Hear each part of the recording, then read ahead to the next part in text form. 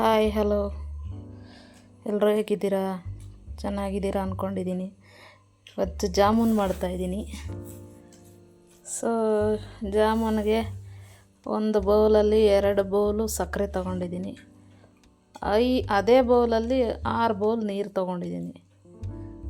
ಕರೆಕ್ಟಾಗಿ ಬರುತ್ತೆ ಸಕ್ಕರೆ ಪಾಕ. ಸ್ವಲ್ಪ ಅಂಟಬೇಕು ಪಾಕ, ಆ ಥರ ಬರಬೇಕು. ಈ ಕಡೆ MTRದು ಜಾಮೂನ್ ಪೌಡ್ರ್ ತೊಗೊಂಡಿದ್ದೀನಿ, 100 ಗ್ರಾಮು. ಆ 100 ಗ್ರಾಮಲ್ಲಿ ನೋಡಿ ಅಷ್ಟು ಇದಾಗಿದೆ. ಚಪಾತಿ ಹಿಟ್ಟಿನ ಅದಕ್ಕೆ ಕಲಿಸ್ಕೋಬೇಕು. ಅದನ್ನು ನೋಡಿ ಎಷ್ಟು ಹೆಂಗೆ ಕಲಿಸ್ಬೇಕು ಅಂದರೆ ತುಂಬ ಸಾಫ್ಟಾಗಿ ಬರಬೇಕು, ಆ ಥರ ಕಲಿಸ್ಕೋಬೇಕು. ಚಪಾತಿ ಹಿಟ್ಟಿನ ಅದಕ್ಕೆ ಕಲಸಿ ಒಂದು 15 ಮಿನಿಟ್ಸನ್ನು ಅದನ್ನು ಲಿಡ್ ಕ್ಲೋಸ್ ಮಾಡಿ ಎತ್ತಿಟ್ಟು, ಈ ಕಡೆ ಎಣ್ಣೆನ ಬಾಣಲಿಗೆ ಹಾಕಿ ಕಾಯಕ್ಕಿಡಬೇಕು. ಒಂದು 15 ಮಿನಿಟ್ಸ್ ಆದಮೇಲೆ ಜಾಮೂನ್ನ ಉಂಡೆ ಮಾಡಿ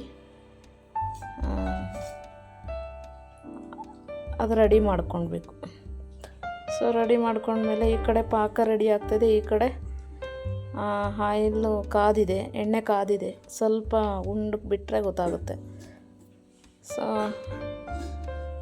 ಫುಲ್ಲು ಒಂದೇ ಸಲ ಹಾಕಿ ತೆಗೆದೆ. ನಾನು ದೊಡ್ಡ ಬಾಣಲಿನೇ ಇಟ್ಟಿದ್ದೆ, ಒಂದೇ ಸಲ ಹಾಕಿ ತೆಗೆದೆ.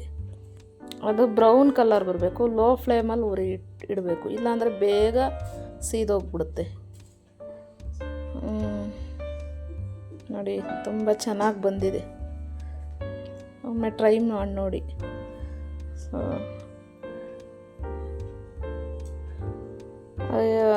ಆ ಜಾಮೂನು ಸ್ವಲ್ಪ ತಣ್ಣಗಾಗಬೇಕು, ಬಿಸಿ ಇರಬಾರ್ದು.